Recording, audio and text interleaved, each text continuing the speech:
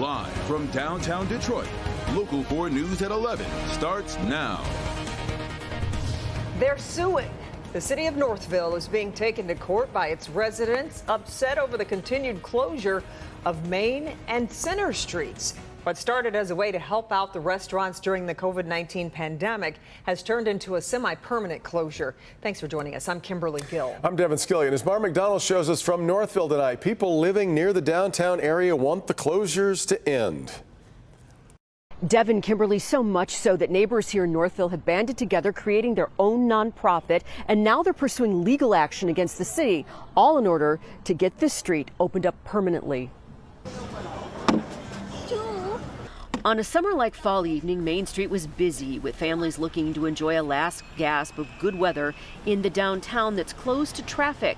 The idea of making Main Street pedestrian only started during COVID as a way to help the restaurants survive.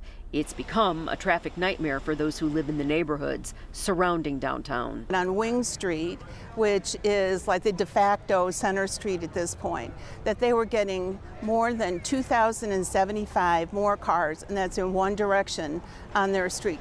Since that time, more cars have found their way to Wing Street. Residents banded together earlier this year to open up the downtown, and after packed city council meetings and a whole lot of back and forth about the pros and cons of closed versus open to traffic, the decision was made to open the streets to cars in November, but then close them to traffic in May. So essentially 6 months open and 6 months closed. Well, tonight neighbors are suing the city, claiming the council has overstepped its authority in making these closures, and they don't view the 6 months open and 6 months closed as any sort of compromise. To us, a compromise is I sit down and you sit down, and I give a little and you give a little, and we meet somewhere in the middle. A compromise isn't I'm going to give you this and you're going to like it. Back here live, this lawsuit faces an uncertain future in the Wayne County Circuit Court. I did reach out to Northville's mayor tonight. He tells me he's out of town and did not have an opportunity to talk to me about this tonight. Meanwhile, I emailed the city manager. He got back to me late tonight, but did not detail whether he's had an opportunity to digest this lawsuit yet. We're live downtown. Kimberly, Devin, back to you. Well, we heard what doesn't look like a compromise. What does look like a compromise here to them, Mara? You know, I asked that question, Devin, and she told me that they view a compromise as allowing closures of the downtown corridor for specialty events like concerts or a seasonal thing or some weekends. Now, how many of those is yet to be determined, but in that group's mind, that's what the compromise looks like. Yeah. Back to you. All right, Mara. All right, now to a tragedy in St. Clair Shores. A 7-year-old is dead after being hit by a car. Witnesses say the child was hit in front of Blossom Heath Park on Jefferson Avenue. Police officers and firefighters tried to save them, but were unsuccessful. We have calls into police to see if anyone is in custody. If you saw that crash or know anything, call police.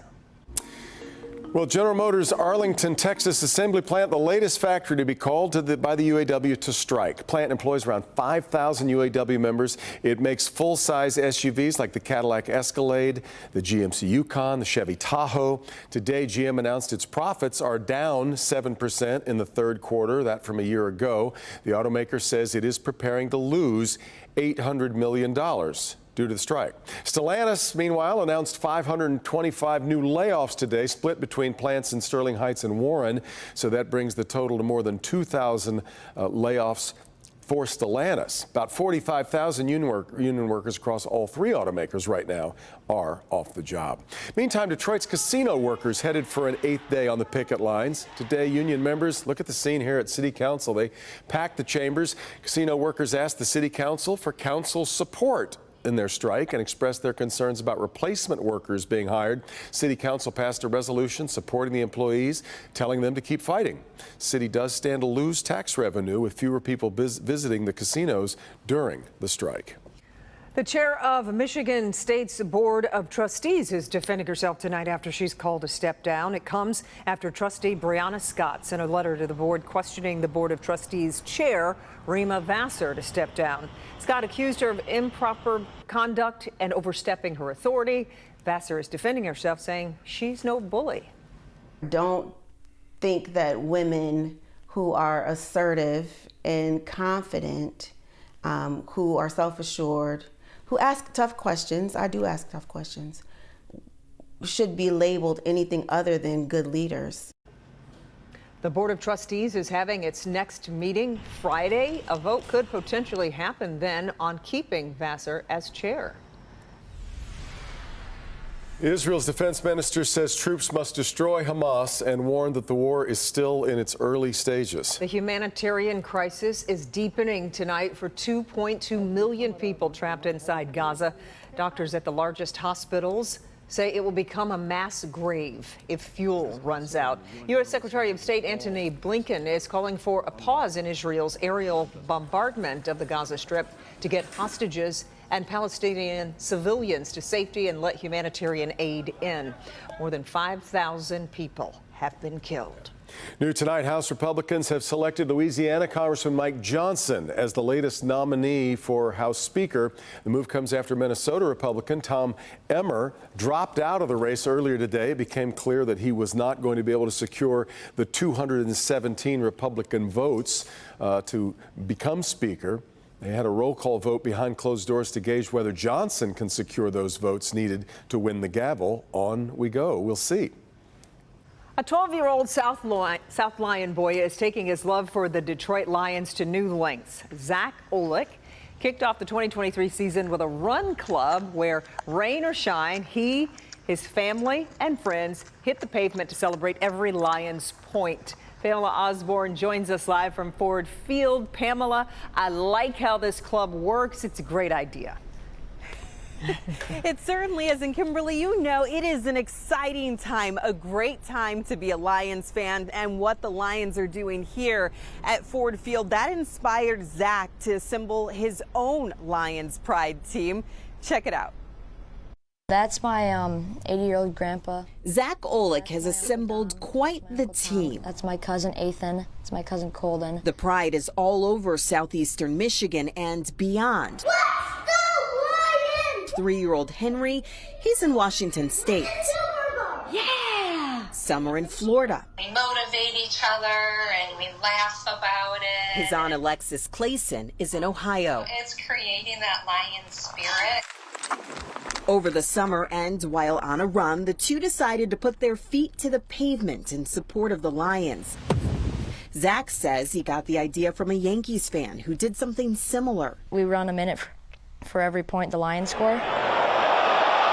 Remember when the Lions beat the Panthers 42-24? Right after the game was over, my dad was the first person who called, and he was like, do we really have to do 42 minutes? I was like, heck yeah, we do. And they did. I did my 42 minutes in the pouring rain. It's been better than any of them had ever imagined. It makes me feel happy. I feel like I want to get like people outside and moving. And that's the best part. Everyone is moving, whether they're running, walking, or riding. They're doing it together from afar. It just takes that love for the Lions and that desire to kind of be involved in something. In case you were wondering, yes, Zach says he wants to expand his team of Lions faithful. Fair warning, though, these guys will be out in sunshine or snow. And yeah, they're expecting to lace up even after the regular season. What do you think? You think that the Lions may make it to the playoffs, to the Super Bowl this year? Yeah, I do. Yeah? I think we got a strong team, yeah. All right. No pressure at all. Of course, we know the Lions did lose their game on Sunday, but they've already put that game behind them. They're looking forward to that Monday night game against the Raiders, and they are looking forward to seeing a victory, and they're hoping that you guys, of course, at home will join them on their victory lap. Reporting live outside of Ford Field, I'm Pamela Osborne, Local 4. Yeah, great job, Zach, and we appreciate the story tonight, Pamela. Thank you. Well, after a perfect day today, what's next? Perfect is really the way to sum it up. Let's check in with Kim, and I hope you got a chance to enjoy it today, because that's it. Yep. I sure did. I hope you did as well, because it's coming to an end, as we all knew would happen. You don't get many of these days at this time of the year, but it was beautiful. We made it into the upper 70s and still in the 70s downtown, 68 at Metro, 70 in Pontiac, 72. Here we are, 11 o'clock at night, and it's 72 degrees up in Flint. It's 19 degrees warmer than it was at the same time last night downtown, 19 degrees warmer in Jackson, and 20 degrees warmer right now than it was just 24 hours ago. Now, tomorrow's going to be a little cooler. We do have some clouds and some rain. There are showers up to our north, but then after that, we look forward to more 70s for the end of the week. But for tomorrow, we will get some scattered showers with highs only in the 60s. Halloween is 1 week from today, and wait until you see what's in store for Halloween. We'll talk about it in a few minutes.